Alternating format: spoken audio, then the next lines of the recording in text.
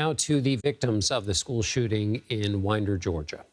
Authorities have identified the four who were killed Wednesday at Apalachee High School. Two were 14-year-old students that you see here, and two were math teachers, one of whom was a coach.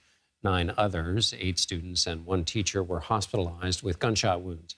They're all expected to make full recoveries. The suspected 14-year-old gunman is a student at Apalachee High.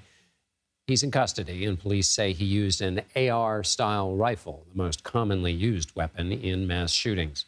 The Barrow County community is grieving. One student who was at school at the time of the shooting describes her experience while also mourning the loss of her classmate.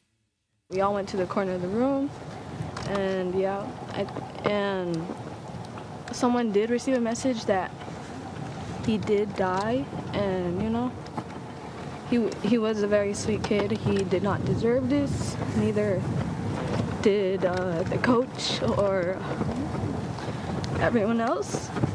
And it's very unfortunate, but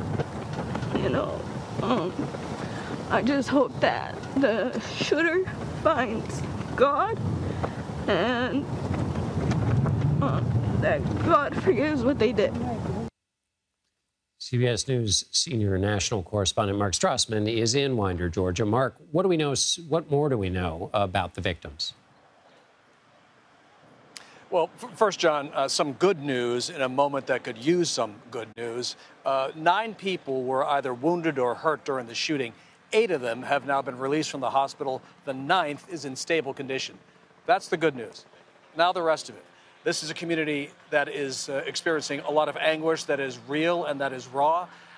People here are trying to make sense of the unthinkable. They're also just trying to figure out a possible why somebody would do something like this. And those questions are unanswered, and the grief, of course, is also unresolved.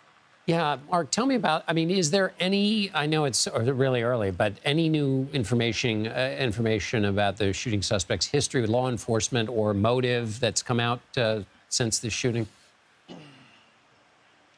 Well, here's what's new, John, just in the last 12 to 18 hours, say. The teenage suspect had been on local law enforcement's radar for about the last year or so. Originally, there was a threat posted online.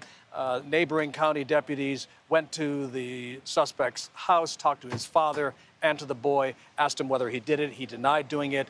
The father admitted that there were guns in the house, but said that the boy did not have unsupervised access to those guns, and so the case was then closed. Seen through the prism of what happened here yesterday, of course, that looks like a missed opportunity, but I interviewed the sheriff of Jackson County, the neighboring county, who said, based on the information that was known at the time, in May of 2023, the deputy did the best he possibly could and no charges were warranted. But for people here, of course, they look at that and think, wow, was it possible to do something then and avoid what happened here yesterday? And finally, Mark, the suspect told to be in court Friday. What can we expect at that hearing?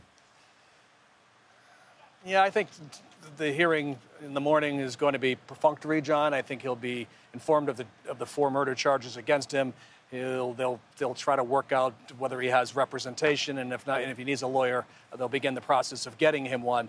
The more fundamental issue here is the investigation into what happened, and of course the grief here that goes on unchecked.